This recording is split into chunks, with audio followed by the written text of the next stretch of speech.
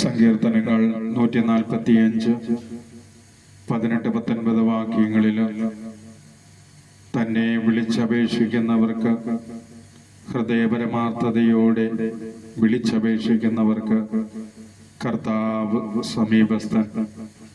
അവിടുന്ന് തൻ്റെ ഭക്തന്മാരുടെ ആഗ്രഹങ്ങൾ സഫലമാക്കുന്നു. അവിടുന്ന് നിലവിളി കേട്ട് അവരെ രക്ഷിക്കുന്നു.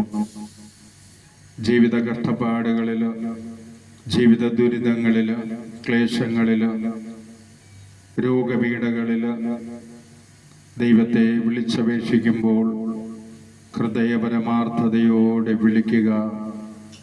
ഇതാ ഹൃദയങ്ങളെ പരിശോധിക്കുന്നവൻ നമ്മുടെ നിലവിളി കേൾക്കുന്നു. വിശ്വാസത്തോടെയുള്ള പ്രാർത്ഥന രോഗിയെ സുഖപ്പെടുത്തുന്ന പ്രാർത്ഥന.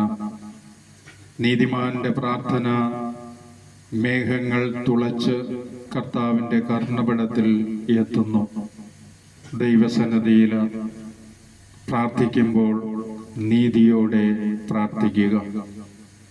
ദൈവത്തിന് പ്രീതികരമായ ഒരു ജീവിതം നയിച്ചുകൊണ്ട്, ജീവിതത്തിൽ വരുന്ന സഹനങ്ങളെ ദൈവസന്നിധിയിൽ സമർപ്പിച്ചുകൊണ്ട് വിശ്വാസത്തോടെ പ്രാർത്ഥിക്കുമ്പോൾ അവിടുന്ന് നീതിമാന്റെ പ്രാർത്ഥനയായി സ്വീകരിക്കുന്നു.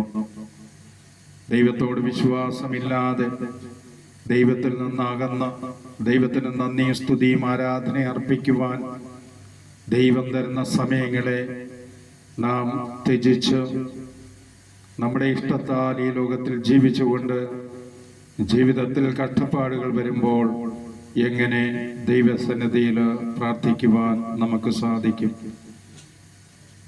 ജീവൻ തന്ന് പരിപാലിക്കുന്ന ദൈവത്തിൻ്റെ മുമ്പിൽ നീതിയോടും വിശ്വാസ വിശുദ്ധിയോടും കൂടി കരങ്ങൾ ഉയർത്തുക. ദൈവം നിന്റെ പ്രാർത്ഥന കേട്ട് നിന്റെ എല്ലാ കഷ്ടപ്പാടുകളിൽ നിന്നും അവിടുന്ന് നിന്നെ രക്ഷിക്കും.